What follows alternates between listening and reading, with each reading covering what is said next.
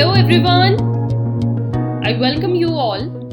So we are doing joint Hindu family law and recently we completed certain sessions regarding this act. Particularly we first of all discussed what actually joint Hindu family is. तो जो students ये session नहीं देख पाए हैं और आपको ये समझना है कि in the eyes of law एक जॉइंट हिंदू फैमिली क्या होती है और एक पर्टिकुलर फैमिली को जॉइंट होने के लिए क्या क्या नेसेसिटीज़ या रिक्वायरमेंट्स फुलफिल करनी पड़ती है, ये सेशन का लिंक टॉप पर दिया गया है. Go and watch it out. After then this joint Hindu family, now we also discussed about the co-parcenary interest. Alright, co-parcenary interest जो कि very last session था, where I told about how a co-parcener gets his interest in a particular Hindu family. को-पार्सनर कौन होता है और उसको अपनी family property में इंटरेस्ट कैसे मिलता है, इसके रिगार्डिंग का सेशन लिंक भी टॉप पर दिया गया है. Now coming to the next topic, how properties are classified. एक फैमिली के अंदर जो प्रॉपर्टी होती हैं, बहुत तरीके की प्रॉपर्टी होती है. ऐसी प्रॉपर्टी भी होती है जो उनको अपने पूर्वजों से, एंसेस्टर से मिली है, उसको हम एंसेस्ट्रल प्रॉपर्टी कहते हैं. कुछ प्रॉपर्टीज़ ऐसी होती है जो फैमिली मेम्बर्स ने लेटर जाकर सेल्फ एक्वायर करी है, खरीदी है, अपनी प्राइवेट पैसे से अर्न करके खरीदी है, तो उसको हम सेपरेट प्रॉपर्टी का टैग देते हैं.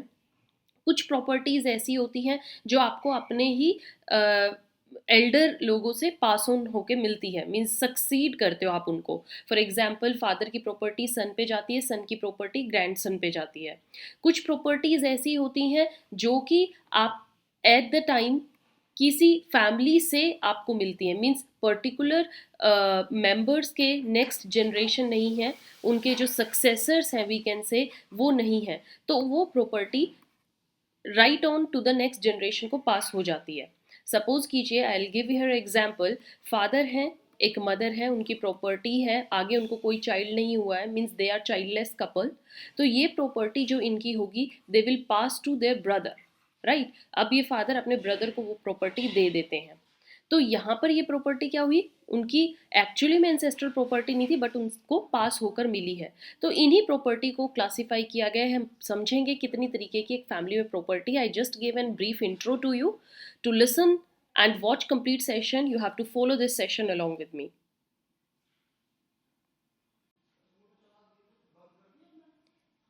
Now this is our official contact number, this is our official mail address. To contact us, this is the way through which you can get to us.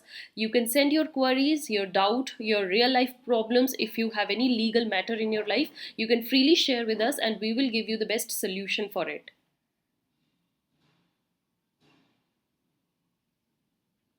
Now discussing about these properties, what the main thing you have to take care. सबसे पहले हमारे पास हमारी heritage होती है. एक family की heritage means आपके पास जो प्रॉपर्टी है वो कैसे आई. तो कुछ प्रॉपर्टीज होती हैं ऑब्स्ट्रक्टेड प्रॉपर्टीज, मीन्स ऐसी प्रॉपर्टीज जो किसी ऑब्स्ट्रक्शन हर्डल को क्लियर करके फिर आई हैं.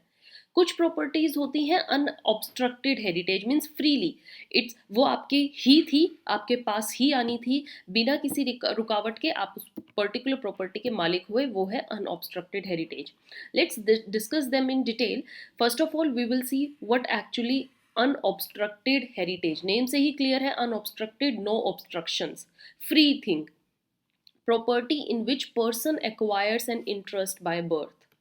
ऐसी प्रॉपर्टीज जिसमें आपका जिसमें आपका राइट या आपका इंटरेस्ट बाय बर्थ ही आपको मिल जाता है. आप उस फैमिली में पैदा हुए हो, इसका मतलब जो भी उस फैमिली की प्रॉपर्टी होगी उसमें आपका हक ज़रूर होगा और उस हक को कोई नहीं मार सकता. आपको आपका प्रॉपर्टी का हक मिलेगा ही मिलेगा. क्लियर. तो ये तो हुई अनऑब्स्ट्रक्टेड हेरिटेज. अब यही इस पर्टिकुलर को ही हम बोलते हैं को-पार्सनरी property.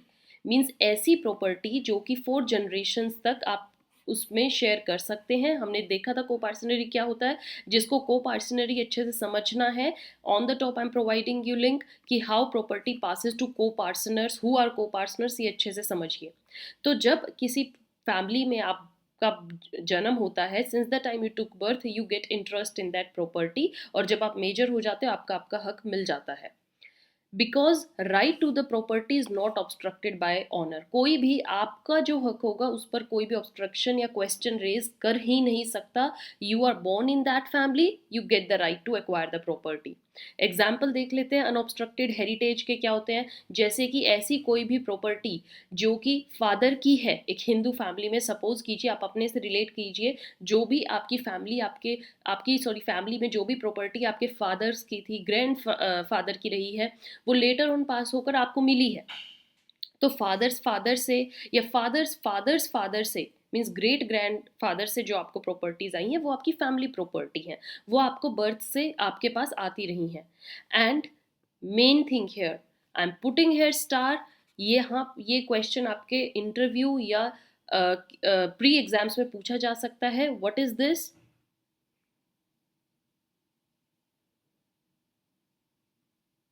That this property do not include any property from maternal side। maternal grandfather की property आपकी नहीं हो सकती।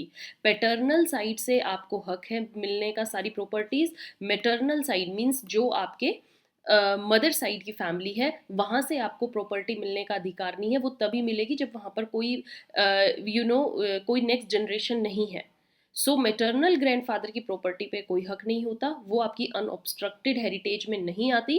पेटर्नल साइड पे you have the right. And one more here thing I told you कि अमेंडमेंट एक्ट 2005 में, again I am here telling you, 2005 से एक चेंज आया है हिंदू सक्सेशन एक्ट में। क्या? कि now property belong equally to daughter also. जितनी प्रॉपर्टी सन की होती है, डॉटर की भी उतनी प्रॉपर्टी होती है, उसका भी उतना ही हक होता है अपनी फादर प्रॉपर्टी पे जितना एक बेटे का होता है।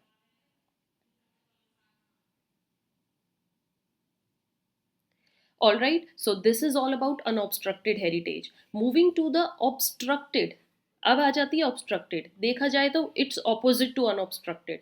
अनऑब्स्ट्रक्टेड में मीन्स किसी की कोई रुकावट नहीं, कोई आपसे छीन नहीं सकता आपका हक। आपने जन्म लिया उस फैमिली में, आपका हक है प्रॉपर्टी लेने का। अनऑब्स्ट्रक्टेड हेरिटेज ऐसी प्रॉपर्टी होती है जिसमें आपका हक बर्थ से रिलेटेड नहीं है। मीन्स सपोज कीजिए आपका जन्म हुआ है तो आपको प्रॉपर्टी मिल जाएगी, ये वैसी प्रॉपर्टी नहीं है।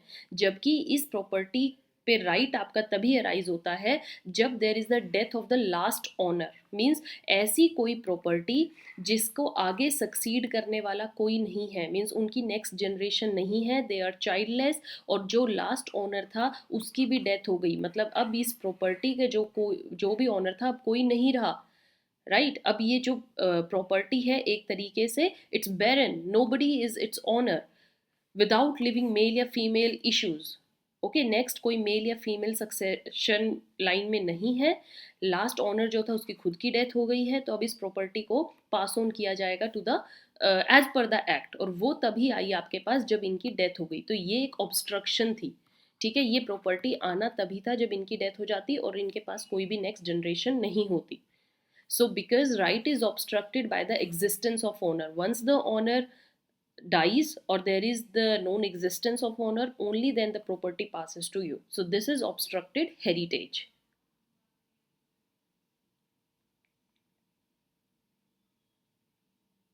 Fine, then we move to the example of this particular kind of heritage. कैसी प्रॉपर्टीज होती हैं जो कि आप पर जब आई, जब कि जो कि पेरेंट्स की थी, ब्रदर्स की थी, किसी नेफ्यू की थी, अंकल की थी, and etcetera upon the death of their last owner. Means यहाँ पर कोई बर्थ से रिलेटेड नहीं था, ये आपके एंसेस्टर से रिलेटेड नहीं आई है, ये किसी की भी आप पर आ सकती है जिनका लास्ट ओनर नेक्स्ट जनरेशन नहीं है। And here one thing you should keep in mind that in this kind of property you have no vested interest. ऐसा नहीं है कि आप पैदा हुए तो आपका इंटरेस्ट आ गया, उनको कभी भी नेक्स्ट जनरेशन हो सकती है, आपका शायद उस पर कभी हक भी ना हो। So there is no vested interest in this type of property. Interest तभी आता है only the death of the last owner, means उनके आगे कोई उनका सक्सेसर नहीं है। And there is just a bare chance of succession. एक चांस ही होता है आपको, चांस भी क्या कि आगे की जनरेशन नहीं है, उनका कोई आगे बच्चा नहीं था, ये लास्ट ओनर थे, उनकी डेथ होगी इसलिए आपको मिल गई। सो चांसेस है, अगर हो जाएगी तो आपको कभी मिले, अगर नेक्स्ट जनरेशन आ जाती है, सपोज दे टुक बर्थ, तो आपके चांसेस बिल्कुल खत्म, nil. So that's kind of obstructed heritage. I hope you understood its meaning.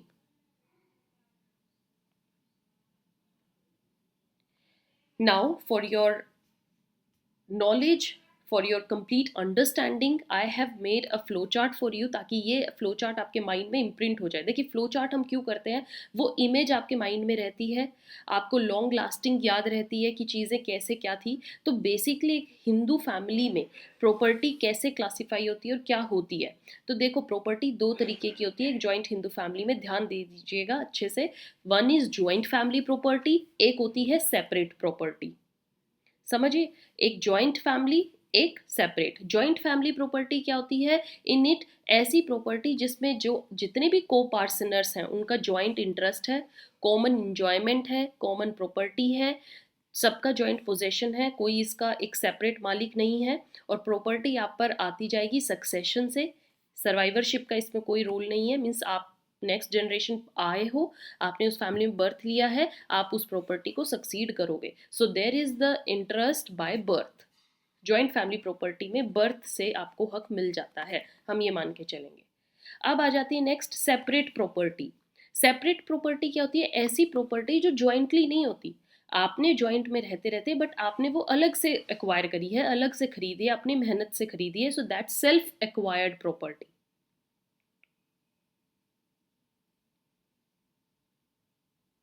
Okay, it doesn't belongs to the joint family, it's your separate property और आपने उसको separate acquire किया है. Next, joint family property को भी आगे classify किया गया है टू टाइप्स में. First is your ancestral property, means ऐसी प्रॉपर्टी जो बर्थ से ही आपको मिलनी थी लेकिन वो आपके एंसेस्टर्स की है, आपके ग्रेट ग्रेट ग्रैंडफादर्स की है. और एक प्रॉपर्टी ऐसी होती है जो कि को पार्टनर्स की थी और को पार्टनर्स ने अपनी उस प्रॉपर्टी को जो उनकी सेपरेट थी ये वाली प्रॉपर्टी, और उसको फैमिली में दे दिया, जॉइंट कॉमन स्टॉक में ला दिया कि हम इस प्रॉपर्टी को कॉमन डाल रहे हैं, आप मेरा शेयर मुझे पैसों में दे दीजिए कैसे भी, and I want this property should belong to the joint family. It was not till from the ancestors but इसको लेटर ऑन खरीदा गया, बट को पार्टनर्स ने कहा कि हम इस अपनी प्रॉपर्टी को जॉइंट या कॉमन स्टॉक में डाल रहे हैं. Alright, so this is all about classification of property. I hope you all understood its meaning in detail, and in next session I'll come with another topic. Till then, keep watching, keep sharing. If you have not subscribed yet, just go and subscribe it. Follow for more updates, and we are there to solve all your queries. Have a nice day. Thank you.